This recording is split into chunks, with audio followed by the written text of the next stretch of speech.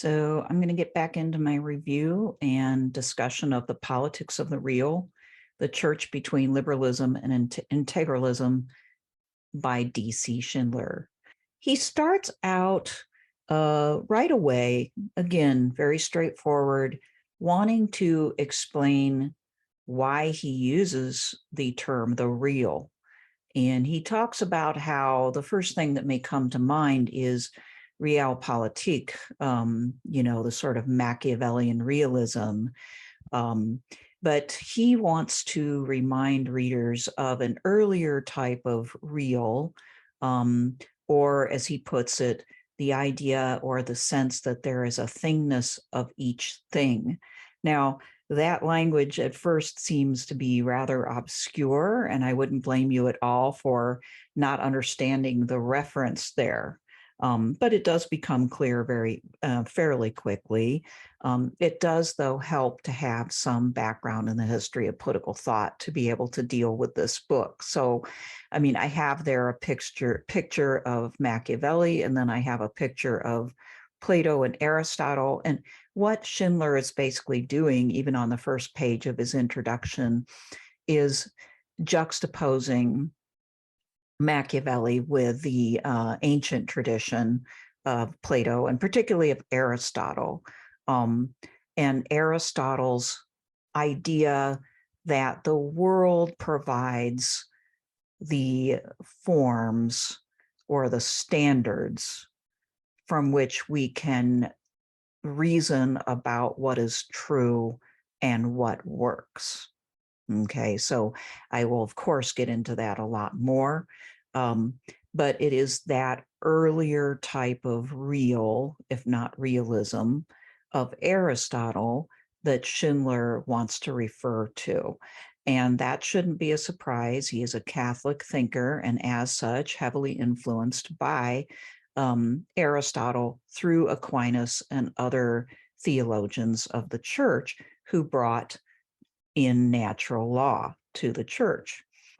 And so he says also in the introduction, we affirm, and he doesn't have co-authors, by the way, so that's just some sort of scholarly convention there, but basically he affirms the classical Christian tradition as precisely what safeguards the thingness of things, because this tradition gathers together not only the inner depth of Greek nature, so there's your reference to Aristotle and how he viewed nature in a teleological fashion, as nature, by observing nature, we could see both in human nature as well as in the natural world, the perfection of things as they could unfold into their fulfillment in life, okay?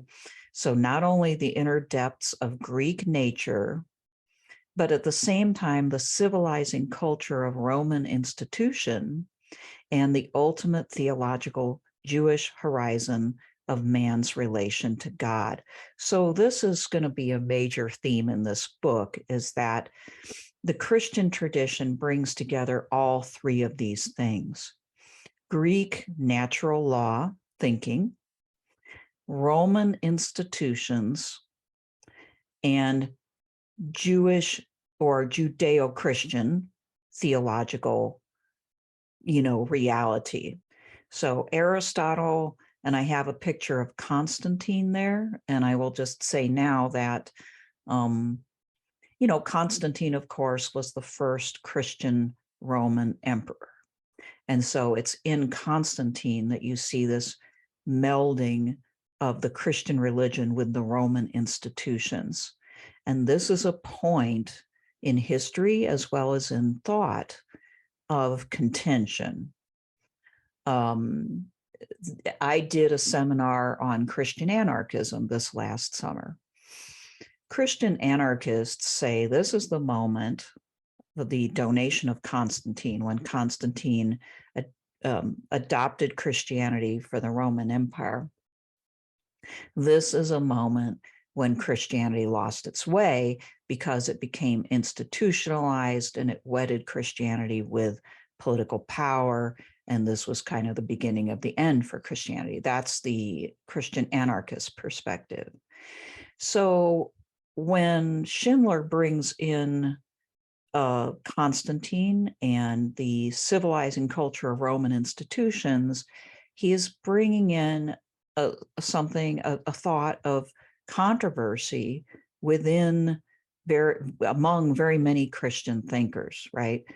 Many of whom disagree with this particular event, see it as not a fulfillment, but a sort of downfall, and see what is going on even today with the melding of, say, Christianity with, for instance, American or European or other political institutions as a sort of corruption of Christianity.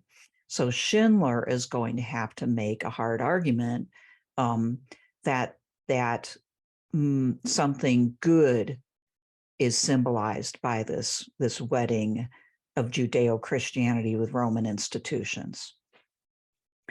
And that it not only is something good, but that it actually represents the true spirit and intention of Christianity. Okay. So anyway, we have a picture of Aristotle, Constantine, and Moses, and the Christian tradition, he's saying, embodies all three of these things. And it is this that safeguards the thingness of things. Now, why that's important, well, we'll have to get into that in a moment. But to just sort of preview, Schindler clearly thinks that modernity has an aura of unreality to it, that it has broken up and sort of disassembled the tools that people need to be able to see reality in the world and to find out what is true and to live by those truths that are embedded in nature. Okay, so something about modernity and liberalism in particular has broken this up. Okay, so he's clearly coming again from a Catholic natural law position. Okay, he says, we mean to affirm the connection between politics and reality, that the actual reality of the common good is the source of political authority and ultimately even political power, so that a political community that is not set on this reality will ultimately unravel precisely in ways that we are currently witnessing. So there, Schindler, reminds us of the reality of our situation now. And the fact that this isn't mere, to him, it's not mere academic or scholarly speculation. This is about our current problems, which are many, of political, economic, cultural, all sorts of problems that we are grappling with and that people are becoming very cynical about, right? He is saying that what he's writing about will explain why it seems like the world is unraveling, and provide a way or point a way towards reconnecting our politics with reality so that it can again be guided by the common good. And at the very least, we have to admit that a lot of our politics in so-called liberal democratic societies are at this point not aiming at the common good. And we talk about, existential threats constantly, many of which have either been created by said forms of government and societies and economies, or at the very least, they haven't been prevented by them. And this is creating a great degree of cynicism, especially, I would say, in young people who are becoming extremely disenchanted with the prospects of democracy, for instance. To kind of further elaborate, Schindler says the negative thesis of the book is that the rejection of the continuity of the classical tradition in the Catholic Church entails a severing of the roots that hold the political order together, the roots in reality. So Schindler's going to come right at this controversial point that he wants to make, that it is the rejection of the Catholic Church that has severed the roots that hold the political order together, because the church somehow is the only effective bridge or the only effective access, I assume, according to his argument, that would have allowed for us to keep our roots in reality, okay, to be able to access what is the common good and to be able to act upon it. And without this institution, specifically of the Catholic Church, we don't have that bridge. Okay, so again, this is a tall order. This is an argument that outside of certain Catholic circles is going to be almost immediately rejected, right? But so far, Schindler has made a very cogent argument. At the very least, it's very understandable. And even in his title, he's telling you he's not going to be arguing for integralism or, some sort of theocracy, which is basically, in a nutshell, what that means. Okay. But something else, as if to say, the worst case scenario that people will be fearful of in such an argument is one that he is not aiming at, is not going to make.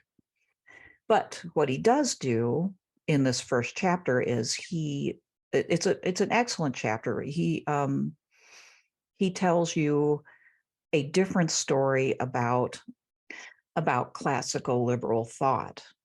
Okay.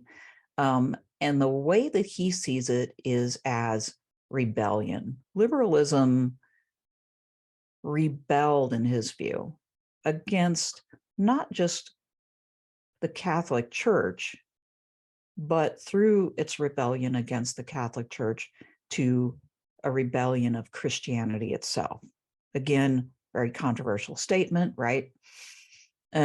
Typically, the story goes that liberalism emerges out of the religious wars, the religious conflicts, with the emergence of Protestants and the Protestant Reformation in the 30 Years' War and beyond, in the conflicts amongst Protestants, as well as between Protestants and or Protestants and Catholics.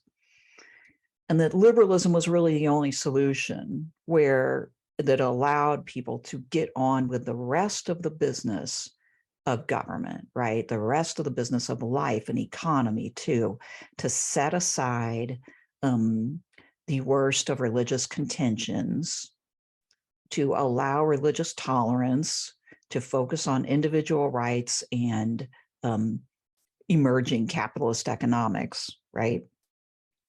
And to make the church a choice, okay? Schindler is arguing that the church is what he calls a real symbol.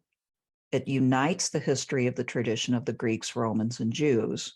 And so this rebellion was against this entire tradition, and therefore a rebellion ultimately against the, quote, primacy of actuality by that of potentiality.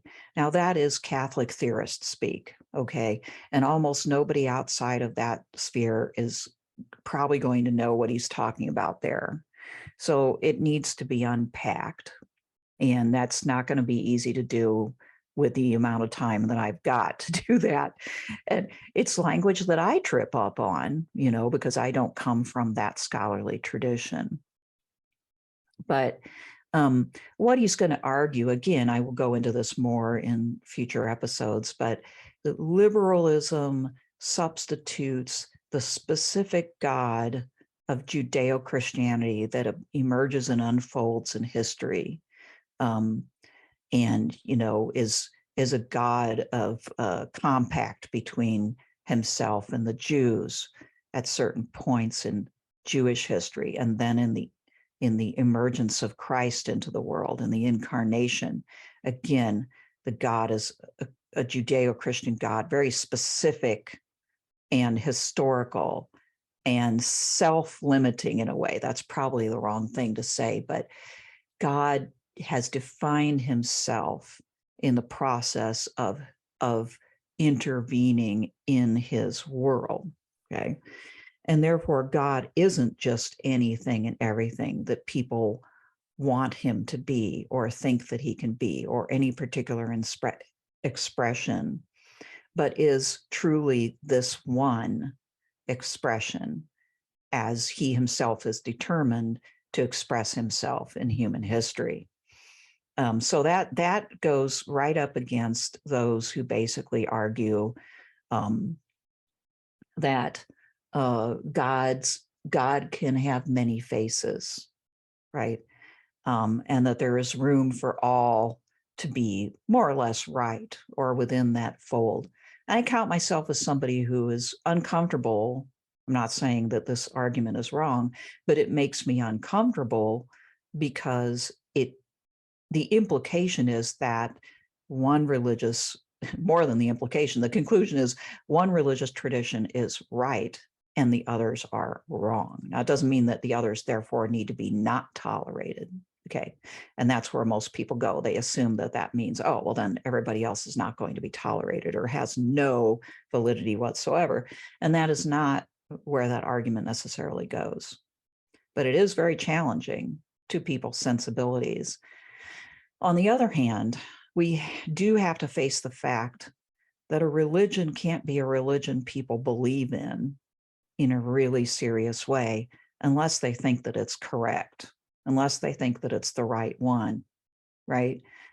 People don't believe strongly in things that are just sort of optional and kind of true, but no more true than anything else. That's actually not what most religions claim, certainly not this religious tradition. So as far as to the question, what is liberalism? He notes that, we live in a time when people are more comfortable with deeply questioning this prior realism of liberalism, this prior notion that liberalism and liberal economics, capitalist economics, more or less, encompassed all of reality. It was kind of the end of history, you might say, the last and best, what everything was unfolding towards, right? Liberalism is now being questioned. Those assumptions, that reality is being questioned as perhaps not a reality, but just a particular historical moment. Schindler says liberalism is not just a political and economic program. It is an answer to big questions about human nature and the reality of God.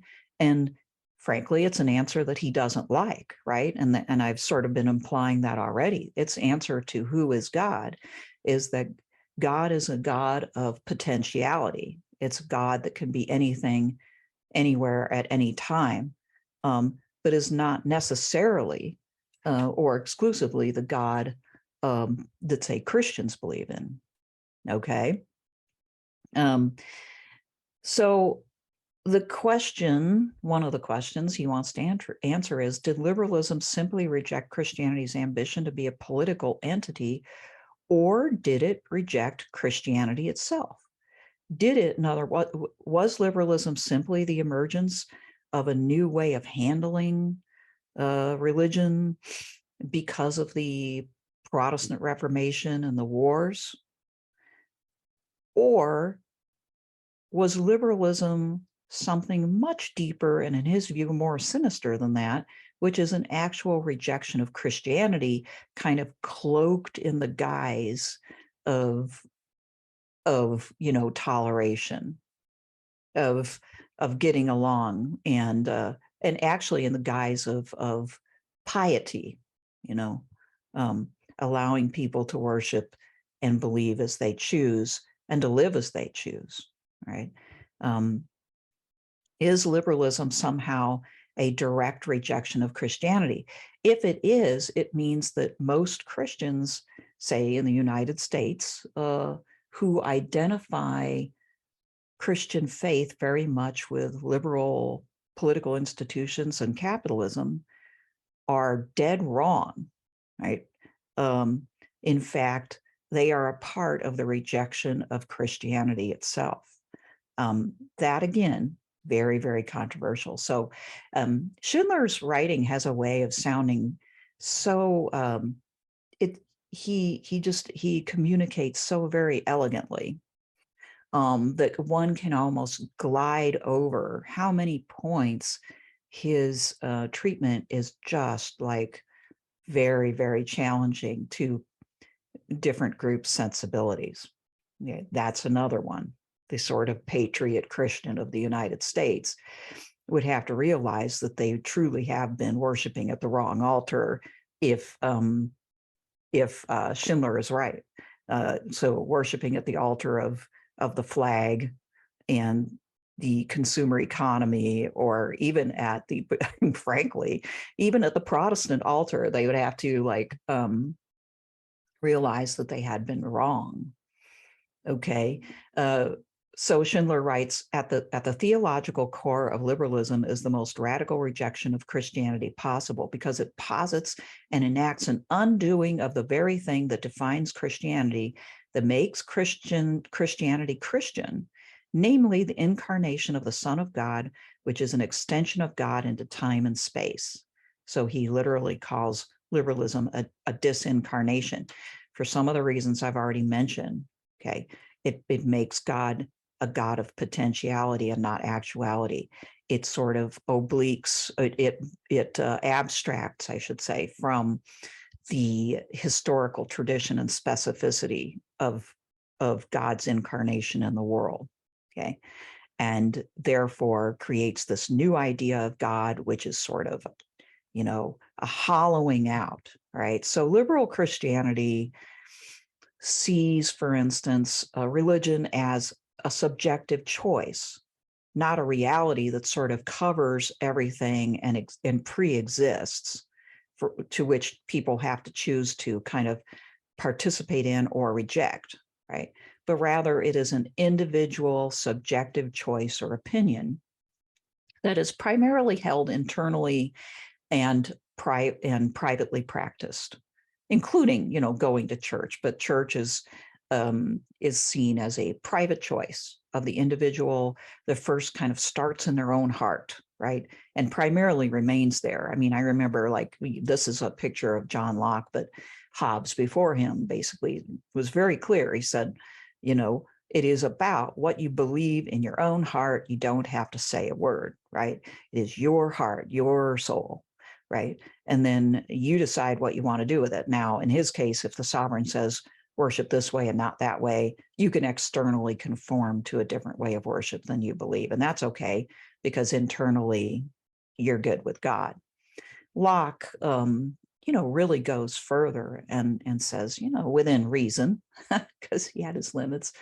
He said, you know, people should worship and believe as they choose. What is in their heart is something that's between them and God.